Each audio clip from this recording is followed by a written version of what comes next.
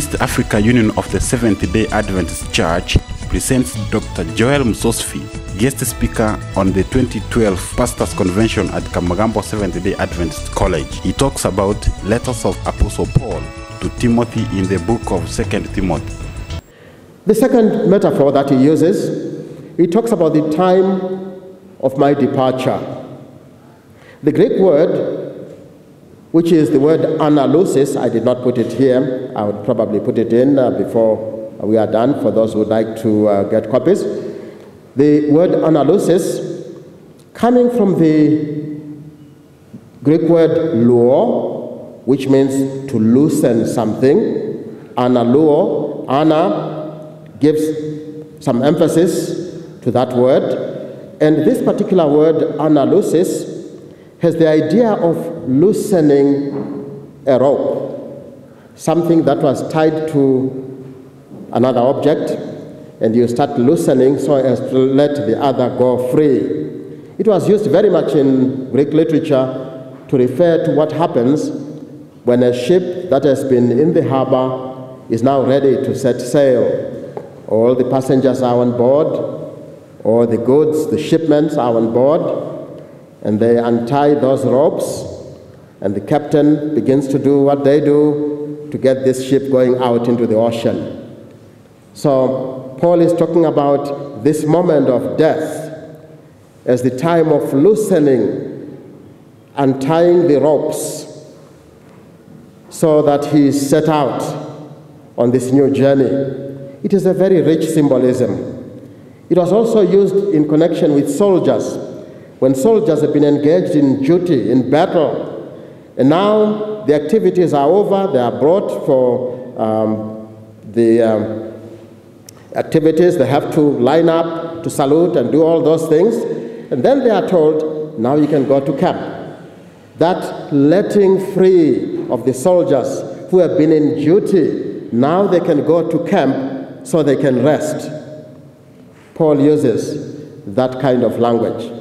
So he's combining these two, the idea of the drink offering, the idea of the departure, to describe what's happening in his life.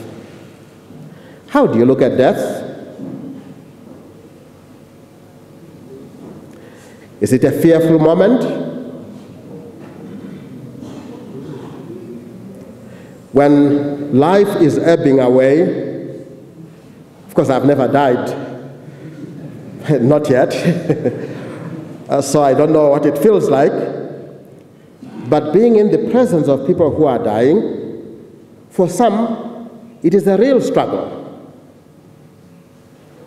And those who are not in the process of dying but are witnessing it, try to help.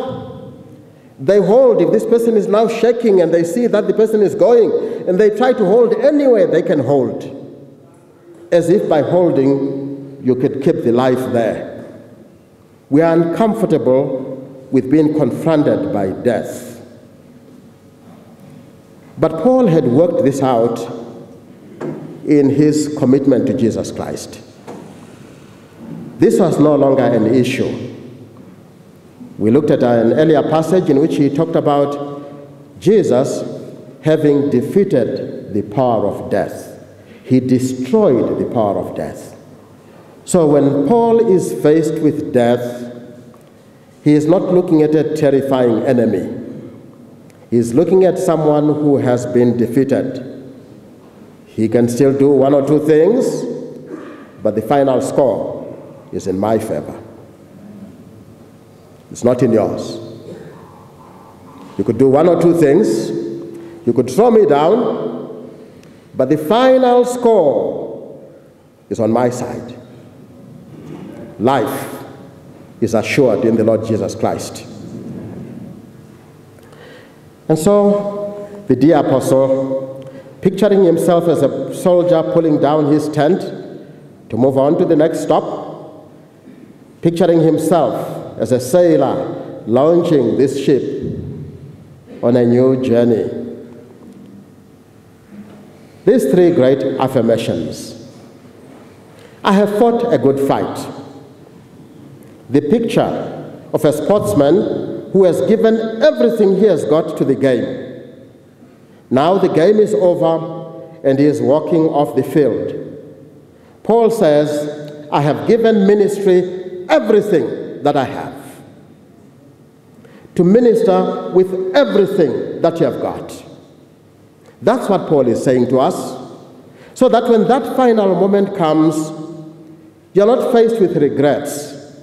You look back at the way God has used you, you look at how much you have invested yourself, and you can truly say, I know I have fought a good fight. It hasn't been perfect, but I have given it everything that I have. Every gift that God has given me, every ounce of energy he has invested in me, I have plowed into this ministry. So, my sermons may not have been perfect. They may not live in memory's halls, but each sermon got everything that I got. So he says, I have fought the good fight. I have done everything the best that I can. I couldn't have done more. And that's dedication to ministry. And if Paul is saying anything to us, he is saying, don't give half-hearted service to the master. Don't be satisfied with getting a C in your grades. Get what for yourself is an A, because he does not measure me against someone else. He measures me according to what he has given me, what he has invested in me. How much am I using of that? True success is not being the number one in the field, but it's being able to give everything I have got to that which I am doing. That is success. It is opportunity plus the amount of exertion that I make, that makes success. He says, I have finished the race. That's the second affirmation. The first one is, I have fought a good fight. He said, I have finished the race. Paul pictures himself as crossing that finishing line. There's a tremendous joy in completing a challenging race. And Paul says, I've just run through that finishing line. It's now all over. And he's not regretting. You can sense in this that Paul is not weighed down with sorrow and fear. He is vibrant. He is saying something that expresses what his life has been about. I have finished the race. And he says, I have kept the faith. The third affirmation.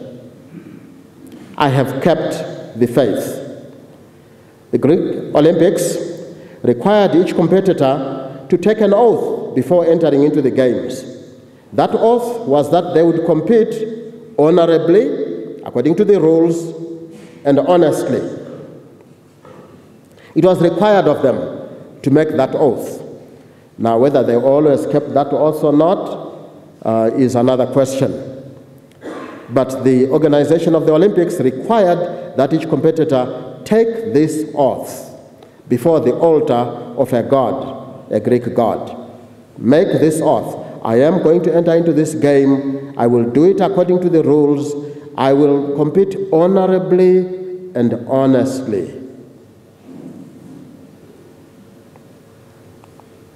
Paul is saying, like a marathon runner, I have exerted myself to the full.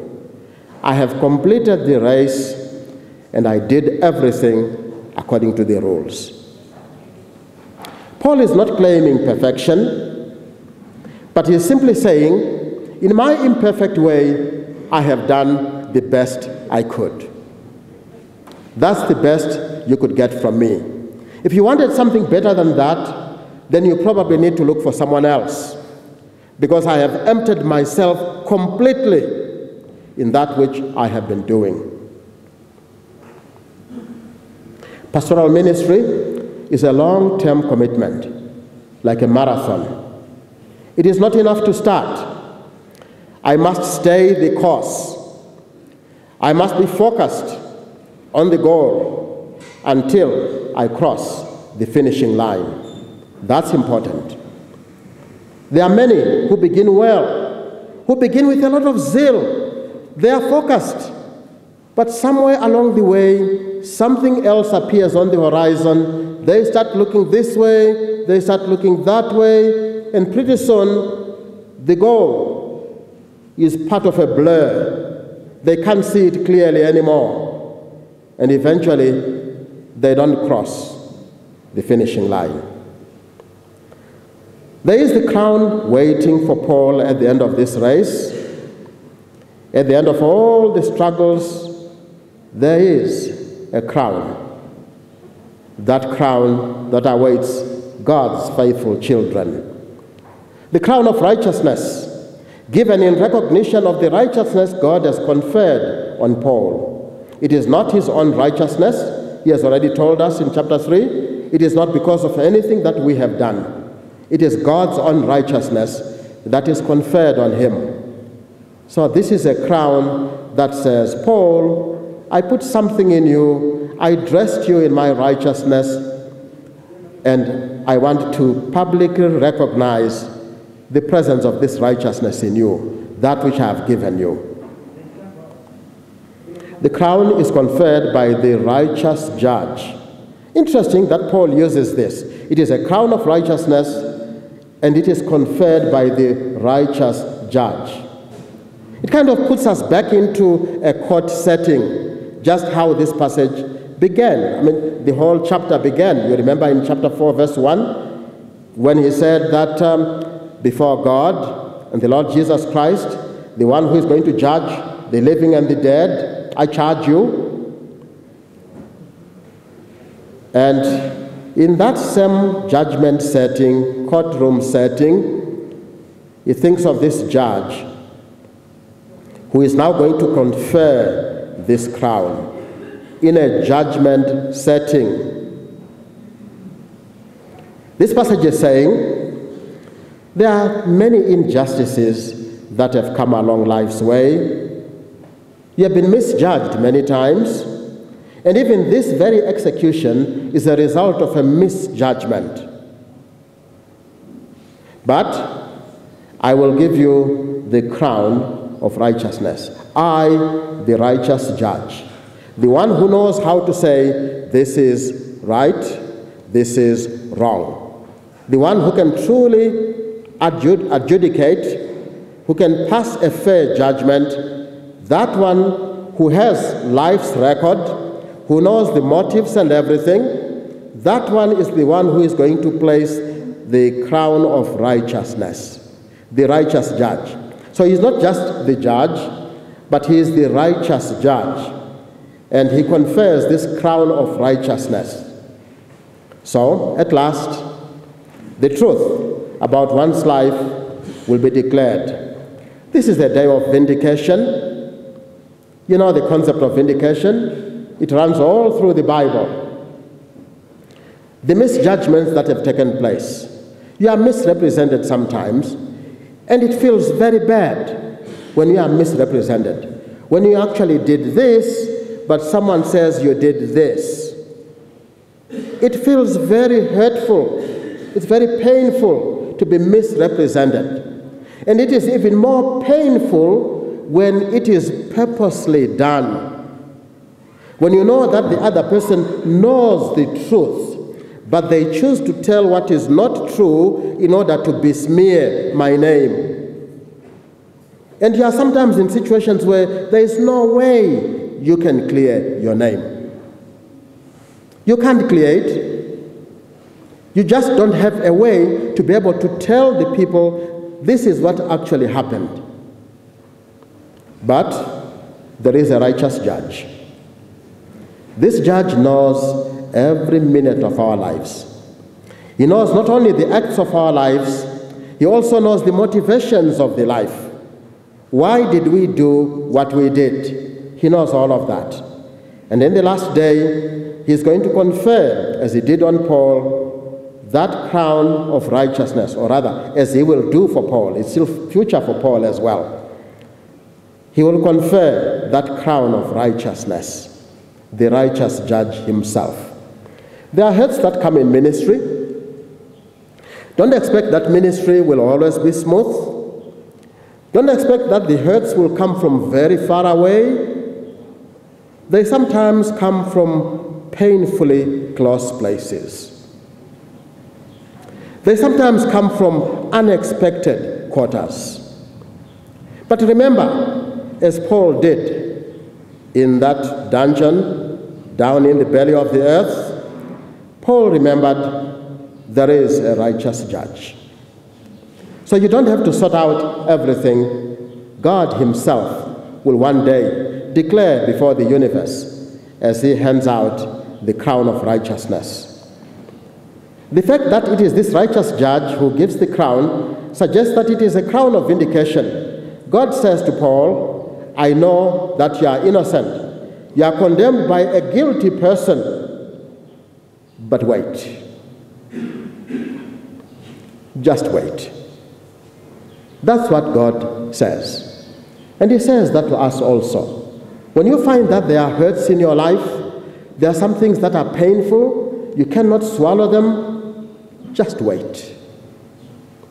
Just wait for God. There is a righteous judge who sits on the throne. Just wait. Don't be impatient, just wait. When I grew up, we were a family of 8 children, and we were generally a very loving family. I think we went on very well together. We still have great times when we come together. 7 brothers and 1 sister. As little children, there are no children who are so perfect that they don't fight. So sometimes as little kids, we would fight over something.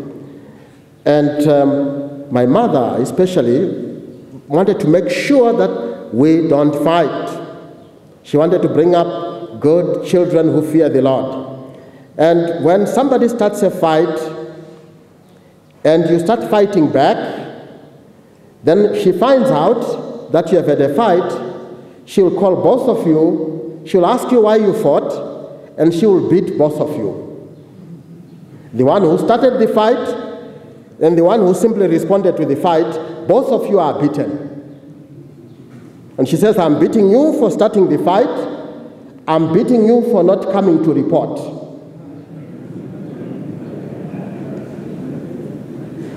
You took things into your own hands. You wanted your own justice. God says, I am the righteous judge. Don't act like you're a judge also. There's only one judge, and that's me. As to whether what that person did to you is right or wrong, you're not the judge. I am watching it. Give me my place. I'll take care of it. Just wait. So, dear fellow pastor, there is a race to run. There's a course to be completed. There's a faith to be kept. We can affirm with the Apostle Paul the good fight, the race, the faith.